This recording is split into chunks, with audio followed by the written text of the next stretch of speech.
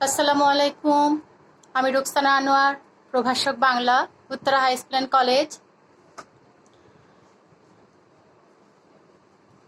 Online ক্লাসে তোমাদের স্বাগতম। প্রিয় ছাত্রছাত্রীরা, আশা করি সবাই ভালো আছো। তোমাদের দোয়ায় আলহামদুলিল্লাহ আমিও ভালো আছি। আজকে আমরা পড়ব বাংলা প্রথম পত্রের দিলোয়ারের লেখা কবিতা রক্তে আমার অনাদি অস্তি। রক্তে আমার অনাদি অস্তি কবিতাটি দিলোয়ার লিখেছেন। আমরা লেখক পরিচিতি জানব। লেখক জন্মগ্রহণ করেছে 1937 সালে, মৃত্যুবরণ করেছে 2013 সালে। জন্ম হয়েছে সুরমা নদীর তীরবর্তী ভাটখোলা গ্রামে। কবির পুরো নাম কিন্তু দিলোয়ার খান, কিন্তু খান পদবিটা কবি বর্জন করেছেন। কেন বর্জন করেছেন জানো? তিনি সাধারণ মানুষের সাথে, সাধারণ জনমনের সাথে একাত্মতা প্রকাশ করার জন্যই পারিবারিক উপাধি খান বর্জন করেন। এই কবি পেশা জীবনে প্রথম 2 মাস শিক্ষকতা করেছেন, কিন্তু শিক্ষকতা তিনি ধরে রাখেননি। শিক্ষকতা পেশায় বেশি দিন ছিলেন না। তিনি 2টি পত্রিকা আমরা দেখতে পাচ্ছি, দেখো বোর্ডে, দৈনিক সংবাদ এবং দৈনিক গণকণ্ঠ পত্রিকা সম্পাদনা করেছেন। আর তিনি মূলত ছিলেন কবি, লেখক ও ছড়াকার। তার প্রথম কাব্যগ্রন্থ জিজ্ঞাসা, যেটি প্রকাশিত হয় 1953 সালে। তার আরো অন্যান্য প্রকাশিত কাব্যগ্রন্থের মধ্যে আছে ঐকতান। ঐকতান একটা কাব্যগ্রন্থ, কবিতা নয় কিন্তু। কবিতা আবার লিখেছেন, আমরা পড়েছি আমাদের সিলেবাসে, রবীন্দ্রনাথ ঠাকুরের ঐকতান, ওটা কবিতা আর এটা কাব্যগ্রন্থ। তাছাড়াও রয়েছে উদ্ভিন্ন উল্লাস, সন্নিষ্ঠ সনেট, রক্তে আমার অনাদি অস্তি, যেটা আমরা পড়ছি। এটা একটা গ্রন্থ, গ্রন্থের নাম কবিতা হচ্ছে রক্তে আমার অনাদি অস্তি। সপৃথিবীর ঐব সজীব, 2 মেরু 2 ডানা, অনতীত পঙ্ক্তিমালা, কত সুন্দর সুন্দর কাব্যগ্রন্থ, সুন্দর নামের কাব্যগ্রন্থগুলি তিনি লিখেছেন। তাছাড়াও তিনি প্রবন্ধ গ্রন্থ লিখেছেন বাংলাদেশ জন্ম না নিলে। আর ছড়ার মধ্যে রয়েছে দিলোয়ারের শত ছড়া, ছড়ায় অ আ ক খ। কবিতাটি উৎস হলো, তোমাদের আগেই বলেছি, রক্তে আমার অনাদি অস্তি নামে যে গ্রন্থটা, সেই গ্রন্থটার নাম কবিতা রক্তে আমার অনাদি অস্তি, সেটাই এটার উৎস। আর কবি যে কবিতা লিখেছেন, এই কবির, দেখো, কবিতার মূল সুর দেশ, মাটি ও মানুষের প্রতি আস্থা আর দায়বদ্ধতা। আসলে আমাদের সাহিত্যিকেরা যারা কবিতা লেখেন, গদ্য উপন্যাস লেখেন, তারা অধিকাংশই দেশ, মাটি ও মানুষের প্রতি আস্থার দায়বদ্ধতা থেকেই কিন্তু লেখেন। দেশকে ভালোবেসে, দেশের মানুষকে ভালোবেসে তারা তাদের লিখনীতে নানান রকমের উপন্যাস, নাটক, কবিতা, জীবন থেকে নেয়া সুখ, দুঃখ, হাসি, কান্না, সেগুলোর প্রকাশ ঘটান। কবিতাটি মাত্রা হচ্ছে 6 মাত্রার মাত্রাবৃত্ত ছন্দ। লেখক পরিচিতি শুনলে এবার আমরা কবিতা পড়ব। আশা করি যে যেখান থেকে ক্লাসটি দেখছো, তোমরা সবাই বই নিয়ে বসবে। সব সময় যতগুলো ক্লাস তোমরা দেখছো অনলাইন ক্লাসে, আমি বলবো যে ক্লাসগুলো করার আগে অবশ্যই তোমরা সেই বিষয়টা একবার পড়ে নেবে, জেনে নেবে। আর সামনে তো বই নিয়ে বসবেই। আমরা কবিতাটা একটু পড়ি। পদ্মা তোমার যৌবন চাই, যমুনা তোমার প্রেম, সুরমা তোমার কাজল বুকের পলিতে গলিত হেম। পদ্মা যমুনা সুরমা মেঘনা গঙ্গা কর্ণফুলি, তোমাদের বুকে আমি নিরবধি গণমানবের তুলি। কত বিচিত্র জীবনের রং চারিদিকে করে খেলা, মুগ্ধ মরণ বাঁকে বাঁকে ঘুরে কাটায় মারণ বেলা। রেখেছি আমার প্রাণ স্বপ্নকে বঙ্গোপসাগরে, ভয়াল ঘূর্ণিসে আমার ক্রোধ, উপমা যে তার নেই। এই ক্রোধ জলে আমার স্বজন গণমানবের বুকে, যখন বোঝাই প্রাণের জাহাজ নরদানবের মুখে। পদ্মা, সুরমা, মেঘনা, যমুনা, অশেষ নদী ও ঢেউ, রক্তে আমার অনাদি অস্থি, বিদেশে জানে না কেউ। চমৎকার সুন্দর একটা কবিতা। দেখো নামটাই দেখো কিরকম, রক্তে আমার অনাদি অস্থি। আমরা রক্ত চিনি, অস্থি চিনি, অস্থি মজ্জা হাড় রক্ত। আমরা জানি রক্তে রক্তেই বয়ে আসে মানুষের চরিত্রের গুণাবলী, পূর্বপুরুষ থেকে রক্ত কথা বলে, আমরা জানি।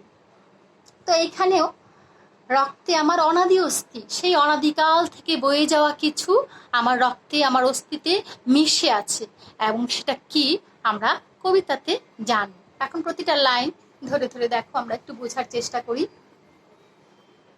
পদ্মা, তোমার যৌবন চাই। লেখক এখানে পদ্মার কাছে যৌবন কামনা করেছেন, কারণ পদ্মা একটি চির যৌবনা নদী। আর আমরা জানি যৌবন হল শক্তির প্রতীক। জীবনে যৌবন যেমন শ্রেষ্ঠ সময় সব দিক থেকে, তেমনি কবি চির যৌবনা পদ্মার কাছে শক্তিরূপী যৌবন কামনা করেছেন, তাই না? আবার দেখো পরের লাইনে, যমুনা তোমার প্রেম। পদ্মার মতো শক্তিশালী হয়ে কবি কিন্তু যমুনার কাছে চেয়েছেন কি? প্রেম, মমত্ব বোধ, ভালোবাসা। এটা কবির কাম্য। যমুনার তীরে কি আছে আমরা জানি সবাই, তাই না? তো দেখো শুধু তাই না, নদীর দিকে তাকালে আমরা নদীকে যেমন ভালোবাসি, নদীর দিকে তাকালে তেমনি আমাদের মনটা কেমন উদার, বিগলিত, নরম হয়ে যায়, প্রশান্তি লাভ করে, যেন নদী কথা বলে। ভালোবাসার আরেক নাম কি? নদী, সমুদ্র। তো কবি এখানে যমুনা নদীর কাছে কি চেয়েছেন? প্রেম। তারপর দেখো, সুরমান, তোমার কাজল বুকের গলিতে গলিত হিম। কবির জন্মভূমির তীরেই রয়েছে কি? সুরমা নদী, সিলেট। সেই সিলেটের যেটা কবি জন্মেই দেখেছেন, তার জন্মভূমি সুরমার বয়ে বয়ে আনা গলিত স্বর্ণের মতো পলি দ্বারা কি সুজলা সুফলা হয়ে উঠেছে। আমরা জানি যে প্রতি বছর বন্যা হলে বন্যার পানি কি করে, নদীর থেকে নিয়ে এসে কি নিয়ে আসে? পলি নিয়ে আসে, পলি মাটি। সেটা আমাদের কাছে এবং কৃষকদের কাছে যেন স্বর্ণের থেকেও দামি। এই জন্যই কবি সেই পলিটাকে গলিত হেম মানে স্বর্ণের সাথে তুলনা করেছেন। তারপর দেখো, পদ্মা, যমুনা, সুরমা, মেঘনা, গঙ্গা, কর্ণফুলী, তোমাদের বুকে আমি নিরবধি গণমানবের তুলি। 6টা নদী এখানে আমরা পাচ্ছি।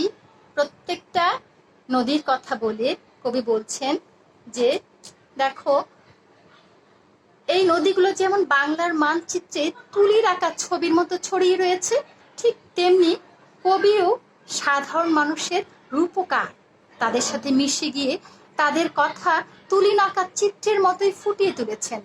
আর তাই তো তিনি তাদের তুলি মানে কি মুখপাত্র।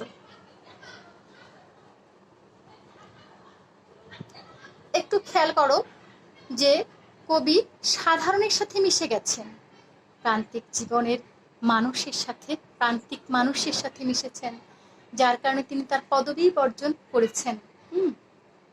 তো সেই মানুষের সাথে একাত্মতা প্রকাশ করেছেন, মানুষের সুখ দুঃখের সাথে মিশে তাদের কথাগুলোই কবি তার সাহিত্যে রং দিয়ে যেমন ক্যানভাসে ছবি তুলে, ঠিক তেমনি ভাবেই তার কলম নামক তুলি দিয়ে তাদের কথা লিখেছেন, একাত্মতা প্রকাশ করেছেন।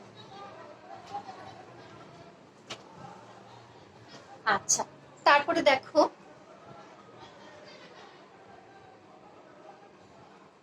কত বিচিত্র জীবনের রং চারিদিকে করে খেলা, মুগ্ধ মরণ বাঁকে বাঁকে ঘুরে কাটায় মারণ বেলা। আমরা জানি জীবনের কি আছে, আছে উত্থান, আছে পতন, হাসি কান্না আনন্দ বেদনা, এগুলো নিয়েই তো আমাদের জীবন, তাই না? তো এখানে দেখো কত বিচিত্র জীবনের রং। আসলে জীবনের উত্থান পতন এগুলো এক একটা রং। চারিদিকে যদি আমরা তাকাই তাহলে প্রকৃতির মধ্যে এবং মানুষের জীবনের মধ্যেই সে উত্থান পতন আমরা দেখতে পাই, তাই না? তো দেখো কবি এইখানে আরো একটা কথা বলেছেন যে মুগ্ধ মরণ বাঁকে বাঁকে ঘুরে কাটায় মারণ বেলা।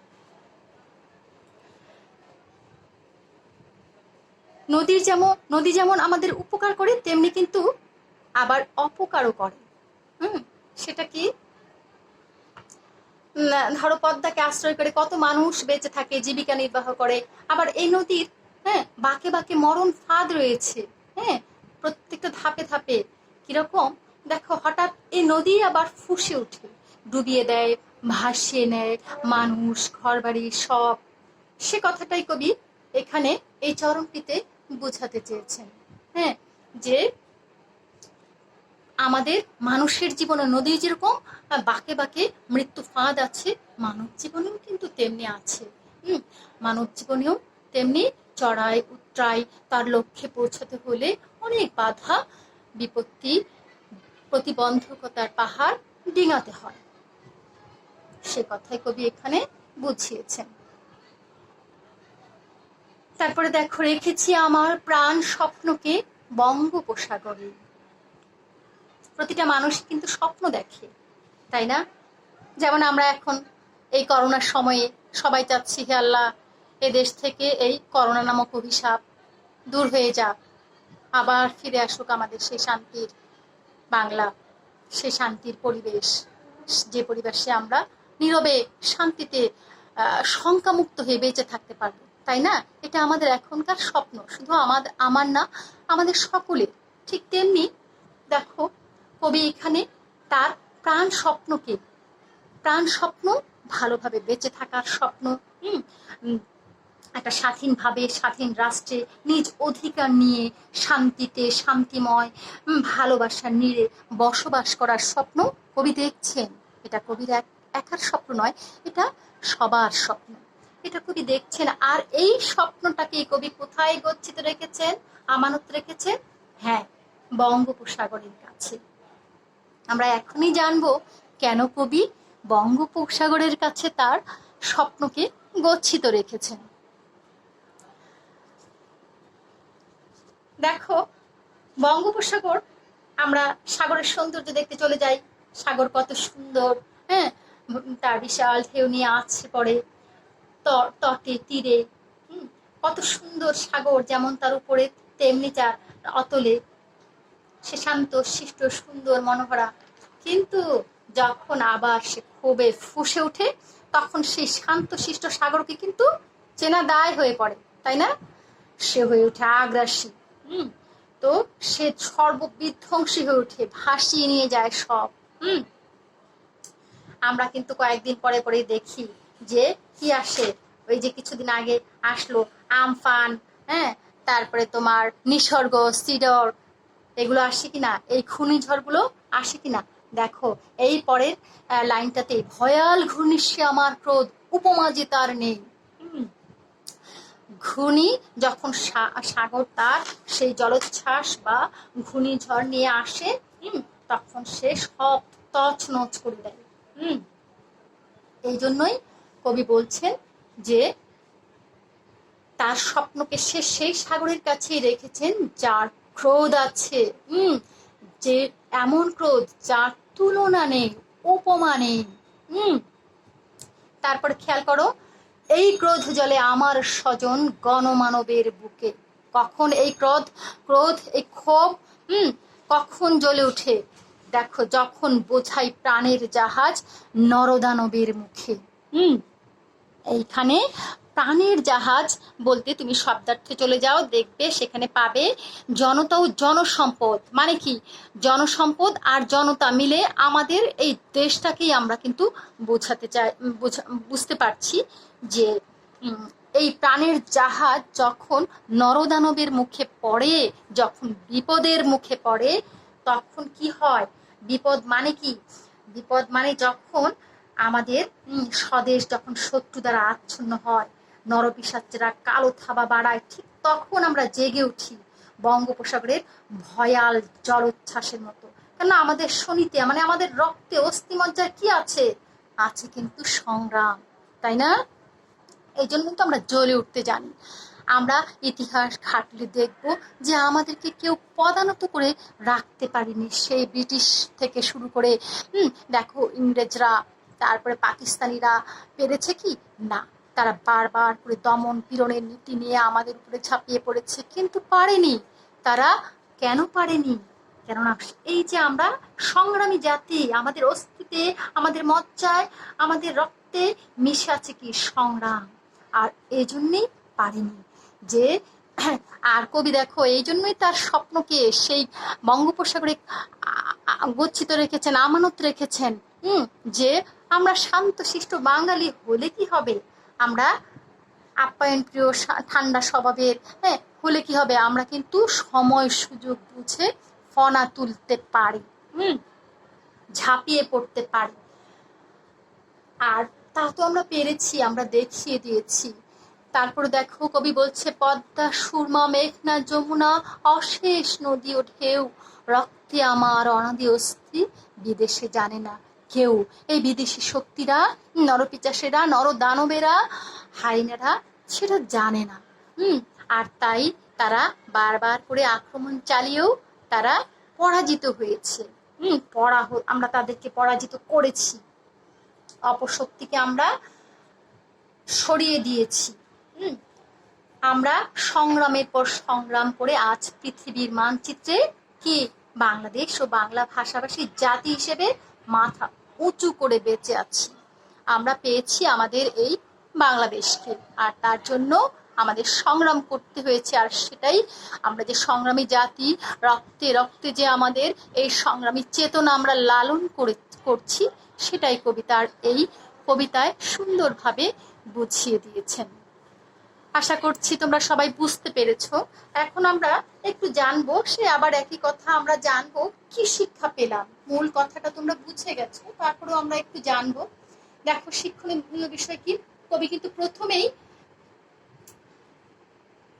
আমাদের দেশের এই নদীর বন্দনা দিয়ে শুরু করেছেন, প্রকৃতির বন্দনা, নদীমাতৃক দেশের বন্দনা, সাগর দুহিতা, মানে সাগর কন্যা বাংলাদেশের, এই নদীমাতৃক বাংলাদেশের কি গান গেয়েছেন, তাই না? প্রশংসা গীত, সেটাই তো বন্দনা করেছেন। তারপরে দেখো সেই প্রকৃতির মধ্য দিয়ে কবিতার নিজের ভেতরকার সত্য কথাটাকে, তার দেশের প্রতি মায়া মমতা এবং মমত্ববোধ থেকেই তিনি সেই প্রকৃতির মধ্য দিয়ে তার ভেতরের সেই ভালোবাসাটা প্রকাশ করেছেন।